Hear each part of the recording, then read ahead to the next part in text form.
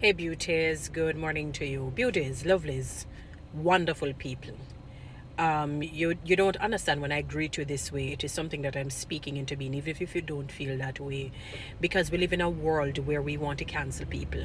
As soon as you feel that they have slipped, we want to cancel them.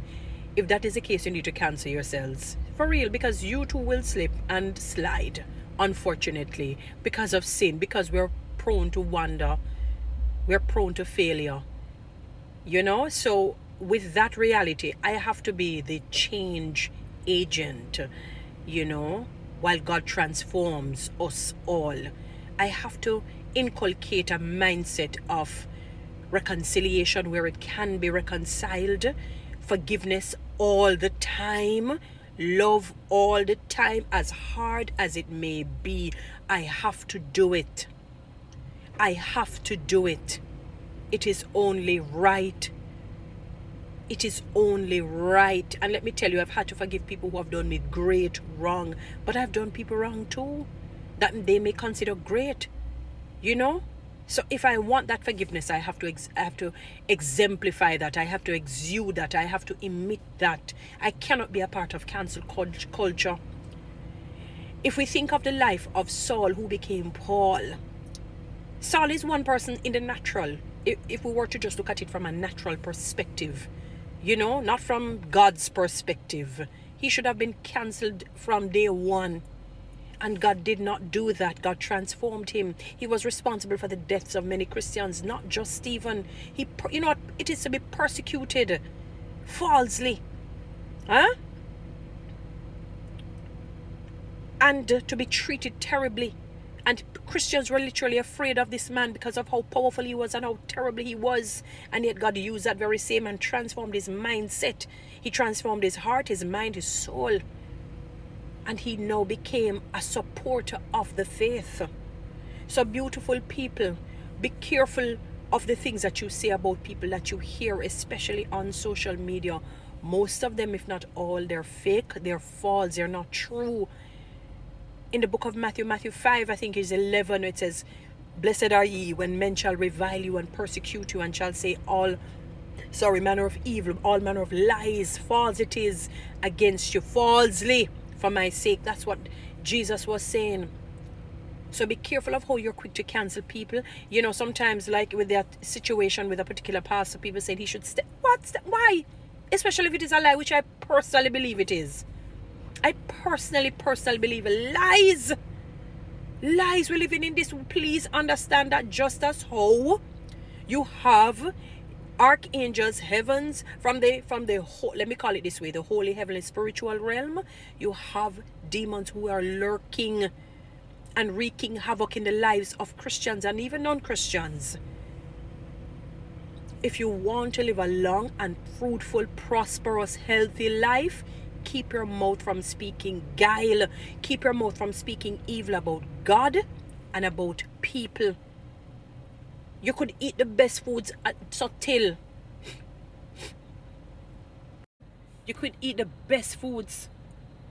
You could exercise from now till tomorrow, 24/7, 48, 14.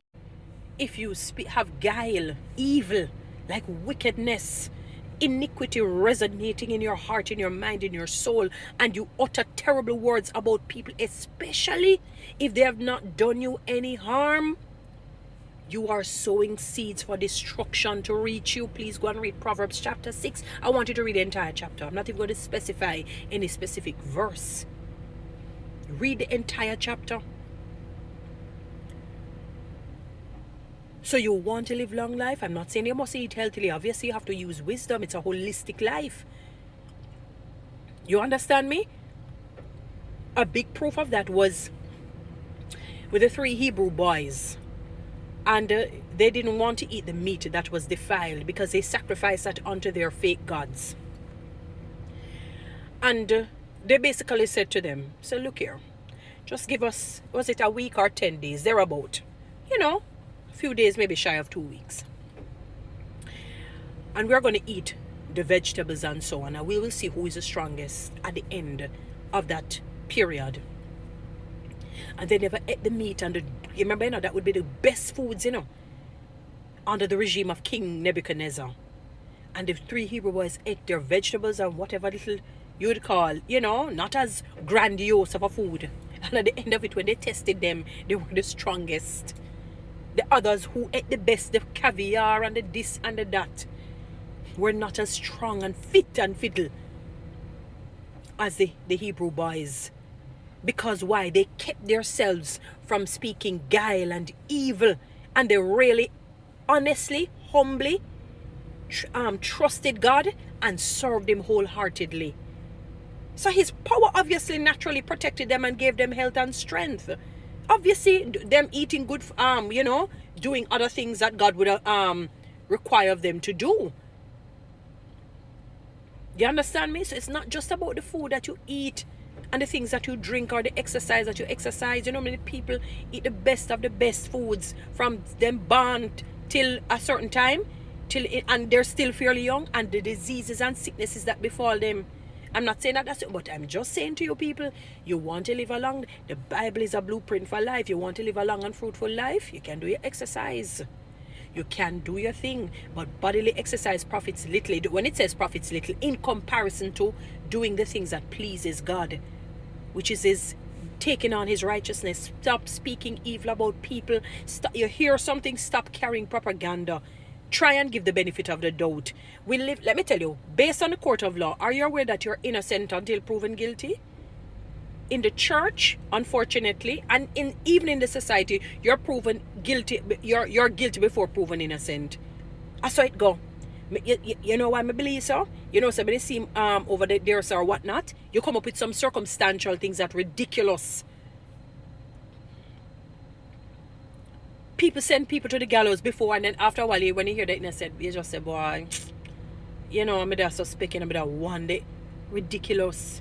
Keep your mouth from speaking evil and guile about others and about God, because you have some people that I remember they were showing some true things that happened to people who said some things about God, and their fate was horrible.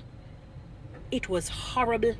Not even the devil and his demons, when they're thinking of terrible ways to destroy Christians especially, can destroy people like that. It is a fearful, a dreadful thing to fall into the hands of God. So be careful.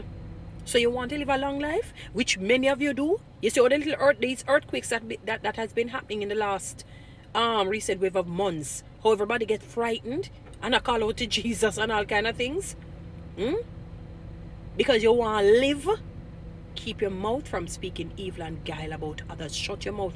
And you say, like some of these men of God, be careful of what you say. Look at David. David was about to become king in a sense, because God had ordained him. He had stopped walking with Saul for many, many years. 38 years to be honest. 40 years he was king for, and 38 years of them, God never walked with him. Right? And David could have retaliated, and in the naturally he would have had all right to kill Saul, because Saul was pursuing him out of jealousy and envy in malicious and malignant ways. And he said, me not touch God's anointed, You hear him calling? God's anointed. Because he still was anointed to be king at the time, when they were pressuring Samuel for a leader. And David said, me not touch this man, I leave him alone. He didn't utter bad words about him. He did not say this, he left him alone and allowed God to deal with him. So when you hear these things about some of these past, be careful of what you are saying. God is listening to you. He does not sleep, He does not slumber. Just pray for the individual. Pray for restoration. Even if they have to step down, even if they have to this or that. Because a lot of these things in many cases are lies. And that is why God hates it. Says it's an abomination, because it destroys your reputation. And even if you're exonerated, you still have one or two people who will still carry it and believe it is true.